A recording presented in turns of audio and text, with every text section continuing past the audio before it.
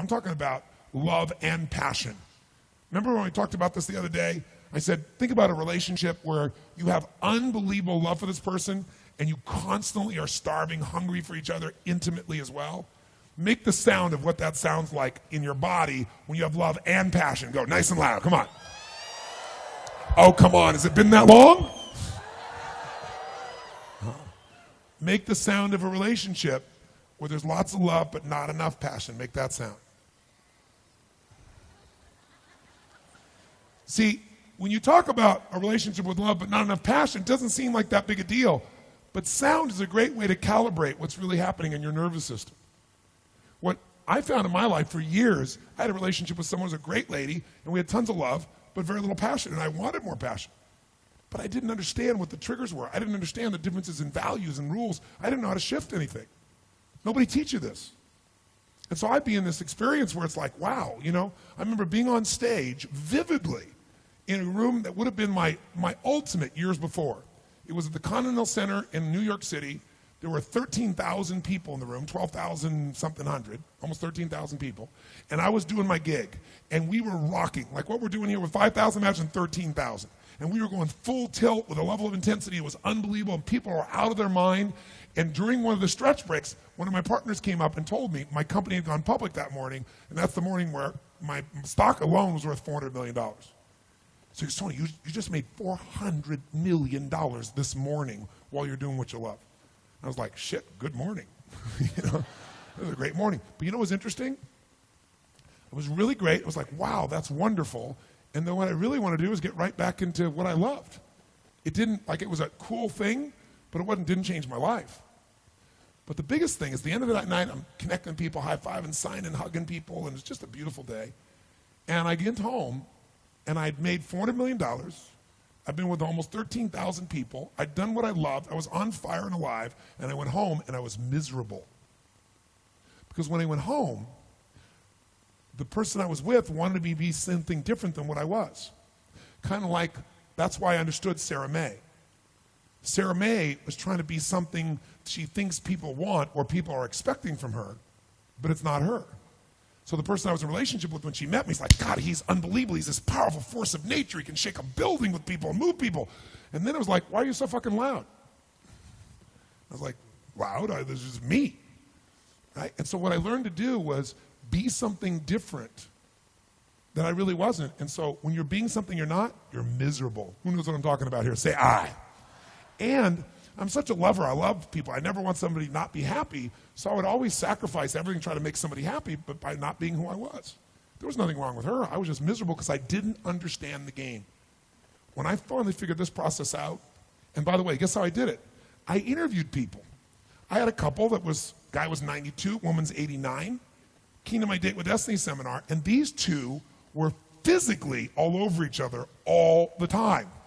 I mean, so much so it was like, get a room.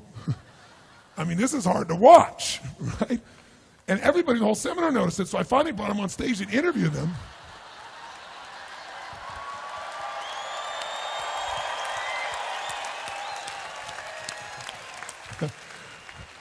Shit, they're young punks in their 60s.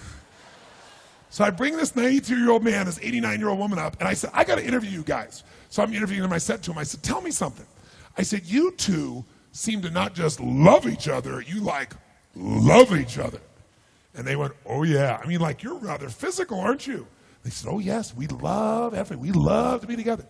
I said, and you guys have intimate relations? Oh yes, every day. Every day?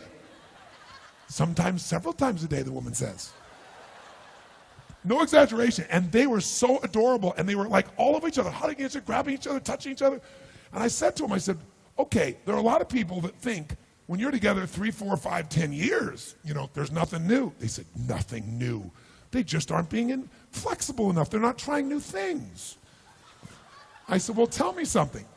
What's your belief about, how do you stay intimate? The woman says, well, you can't just talk. You got to touch. And she said, touch lots of things. And she's so adorable. And so I said, so you guys have this passion all the time? Yeah. And I said, what's your belief?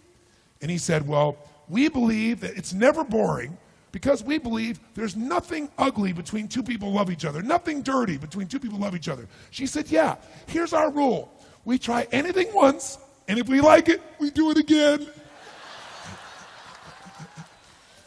So I spent 5 years interviewing people who've been together 20, 30, 40, 50 years, and they don't just have love, they have passion. They're not hanging out, they love each other, and it changed the game for me. And the biggest change in my life, I would give up everything in my life without no exaggeration, no hyperbole, everything I've ever learned, everything I've ever done for the relationship I have with my sage. She has been I'd die for this woman, no exaggeration, but I couldn't have gotten to that place if I hadn't been through all those other places first. And the gift that I've got in that area is a gift you deserve. And anybody can have it. You could be with somebody together for 10 years and you could reignite it because you just didn't know the triggers. Or some of you may find that you're in a relationship where truthfully you are nothing in common. You're just scared shitless to end it because you're afraid of being alone. But there's a way to do this in a way where things can be elegant, but you can be free and you can bring to your life what you deserve. I tell people one thing. If you're not happy in your intimate relationship, you're not fucking happy. Because I don't give a shit how hard you work. I don't care how much money you make, how many trophies you get.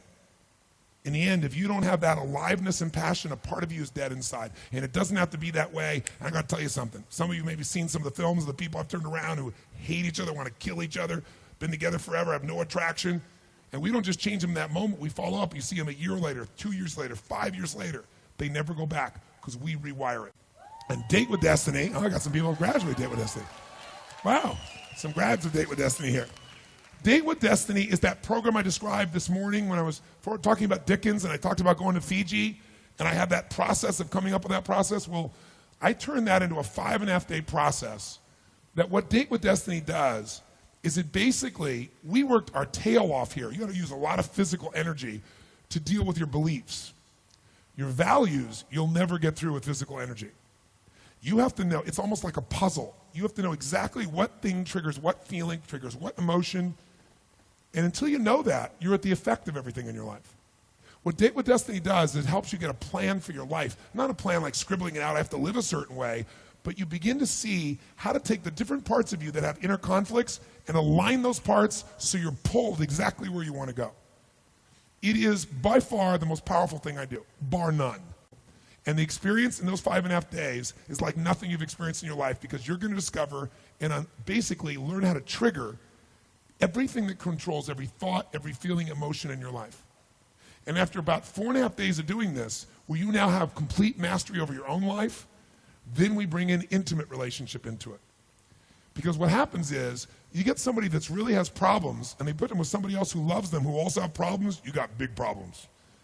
Once you got yourself wired, now you can figure out how to create a relationship at the level you want. So, here's what I want you to know. How many of you would like to go to the next level of this process? Say aye.